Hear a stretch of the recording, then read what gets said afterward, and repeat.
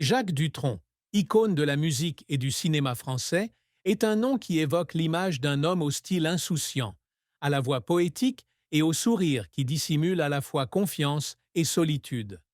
Chanteur, auteur-compositeur et acteur, il incarne aussi une époque où rébellion et romance se mêlent dans chaque mélodie et chaque rôle.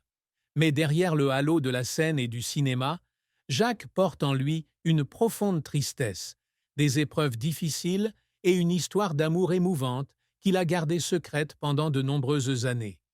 Finalement, un jour d'été de 2025, Jacques Dutronc décide de se confier, avouant les tristes vérités de sa vie, laissant une trace indélébile dans le cœur de ses fans. Jacques Dutronc est né le 28 avril 1943 à Paris, dans une famille de la classe moyenne, avec un père ingénieur et une mère pianiste. Dès son plus jeune âge, il est fasciné par la musique, en particulier par les rythmes émergents du jazz et du rock'n'roll en Europe. La petite chambre de Jacques, dans le quartier de Montmartre, était remplie de vinyles d'Elvis Presley, Chuck Berry et Django Reinhardt. Sa mère, caressant doucement les touches du piano, lui transmettait son amour de la musique. Le soir, la lumière jaune filtrait à travers la fenêtre, assis à côté de sa mère, l'écoutant jouer des sonates de Beethoven, rêvant d'un jour sur scène à chanter ses propres chansons.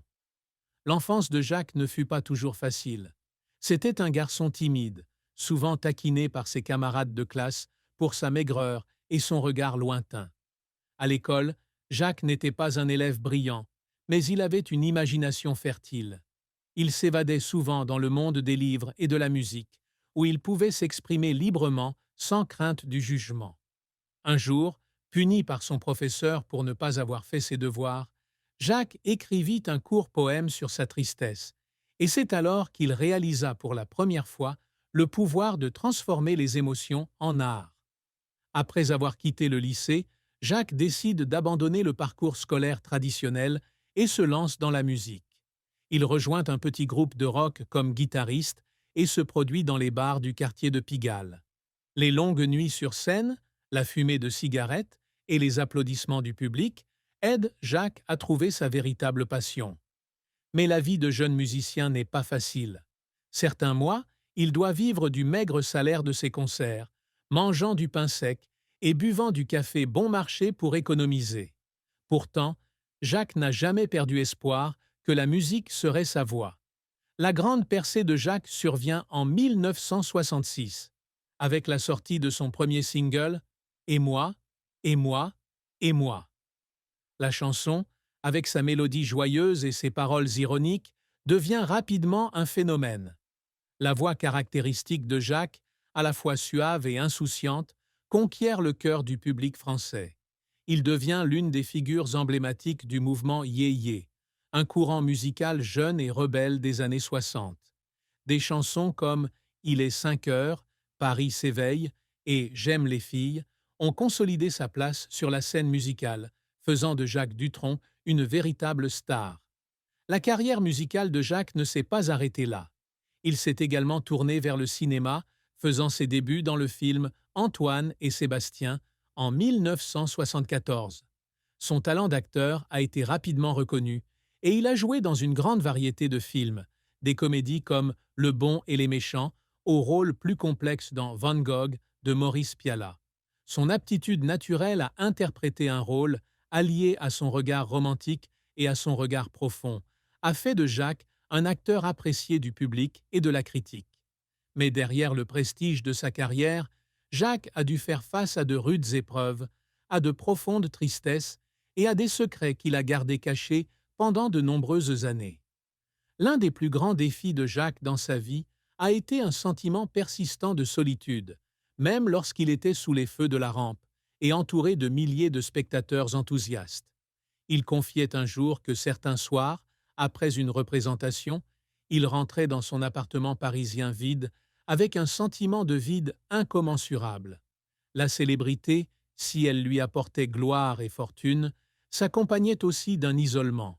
Son entourage ne voyait souvent que Jacques Dutronc comme la star, et non Jacques comme l'homme, avec ses propres peurs, ses rêves et ses chagrins. En 1978, Jacques est confronté à un événement tragique qui bouleverse sa vision de la vie. Lors d'un tournage dans les Alpes, un accident mineur sur le plateau le blesse à l'épaule. Bien que bénin, il est contraint d'interrompre son travail pendant plusieurs mois. Durant cette période, Jacques a l'occasion de réfléchir à son parcours. Il réalise qu'il a été emporté par le tourbillon de la célébrité, négligeant les choses vraiment importantes comme sa famille, ses amis et lui-même. Cet incident, bien que mineur, est un signal d'alarme qui le pousse à chercher un sens plus profond à la vie. La plus grande tristesse de Jacques, comme il l'avoue en 2025, ne réside pas dans ses échecs professionnels ou ses difficultés financières, mais dans le regret de ne pas avoir passé suffisamment de temps avec ses proches. Il a dit un jour qu'il y avait des moments où il aurait aimé remonter le temps, dire « je t'aime » davantage, écouter davantage ses amis et vivre en accord avec son cœur. Cette tristesse, selon Jacques, est une blessure qui ne guérira jamais, car elle est liée à ce qu'il a perdu à jamais. Un autre des plus grands défis de Jacques est la pression de préserver son image publique. Icône du style irrévérencieux et de la liberté, Jacques était constamment scruté par les médias sur sa vie privée. Les rumeurs sur ses relations, les articles de la presse People sur son mode de vie et les jugements publics l'épuisaient. Il y eut des moments où il voulut tout abandonner, quitter les projecteurs et vivre une vie tranquille. Mais son amour pour la musique et le cinéma, ainsi que le soutien de ses fidèles fans, le maintinrent. Un incident mémorable eut lieu en 1985. Jacques fut impliqué dans un scandale lié à un article de journal l'accusant de comportements inappropriés lors d'une soirée. Bien que la vérité ait été éclaircie par la suite et que Jacques ait été innocenté, l'incident lui laissa une cicatrice profonde. Il fut blessé par la façon dont les médias déformèrent la vérité, transformant un moment innocent en une histoire sensationnelle. Dès lors, Jacques devint plus discret, se tenant à l'écart des événements publics et n'apparaissant qu'en cas d'absolue nécessité. Il apprit que dans le monde du show-business, la vérité est parfois moins importante que ce que les gens veulent bien croire. L'amour, pour Jacques, est un sujet à la fois beau et triste. Au fil des ans, il a été connu comme un playboy, avec des relations éphémères et des rumeurs d'amour.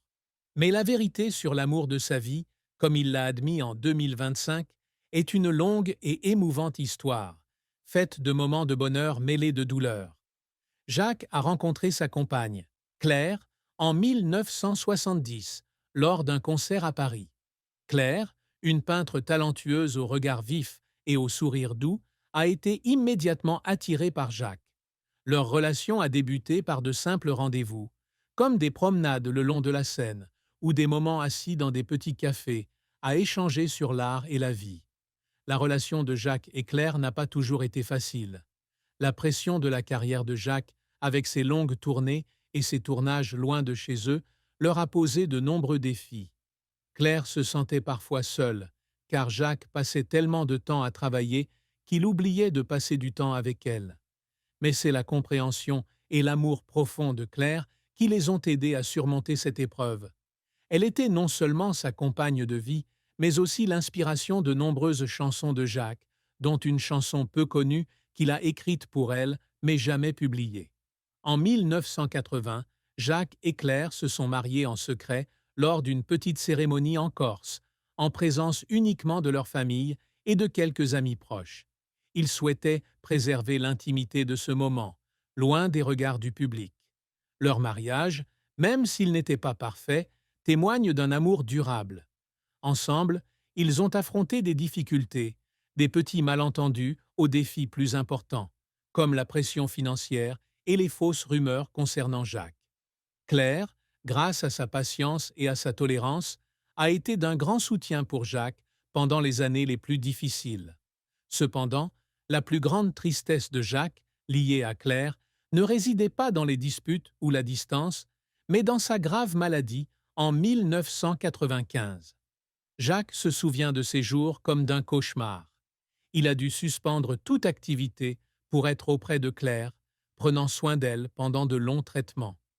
Bien que Claire ait fini par se rétablir, cette expérience a laissé à Jacques une peur profonde de perdre la personne qu'il aimait le plus. Il a dit un jour que les jours passés assis à côté du lit d'hôpital de Claire étaient ceux où il ressentait la fragilité de la vie, et que c'était la plus grande tristesse qu'il ait jamais connue. Outre Claire, Jacques porte également une autre tristesse liée à leur fils, Thomas, né en 1973. Thomas a grandi sous les projecteurs de son père, mais cela n'a pas toujours été une bonne chose. Jacques a admis qu'il n'avait pas passé assez de temps avec Thomas dans sa jeunesse, en raison de son emploi du temps chargé et de la pression de sa carrière. Il y a eu des années où Thomas s'est senti éloigné de son père, ce qui a tourmenté Jacques. Il a essayé de compenser en emmenant Thomas en tournée avec lui, mais la distance invisible est restée. Ce n'est que lorsque Thomas a grandi et est devenu un musicien talentueux que, talentueux